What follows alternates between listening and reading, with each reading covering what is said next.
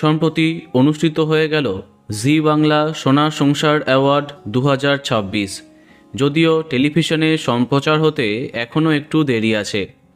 এরই মাঝে জানা যাচ্ছে এই বছর সোনার সংসারে আমাদের প্রিয় তারকারা কে কী পুরস্কার জিতে নিয়েছেন। সেই বিষয়ে অলরেডি বিস্তারিত ভিডিও দিয়ে দিয়েছি। সোনার সংসারে সমস্ত মেগাই কিছু না কিছু পুরস্কার পেয়েছে। তবে জি বাংলার চর্চিত ধারাবাহিক চিরদিনই তুমি যে আমার একদম অবাক করেছে। প্রিয় মা বাবা, ভিন্ন স্বাদের চরিত্র, প্রিয় জুটি, প্রিয় যা দেবর, প্রিয় জামাই, সেরা নায়ক, এই ধারাবাহিকের ঝুলিতে সত্যি অনেক পুরস্কার। কিন্তু সেরা নায়ক, প্রিয় জুটি হবার পরেও সোনার সংসারে গেলেন না পর্দার আর্য অর্থাৎ জিতু কমল।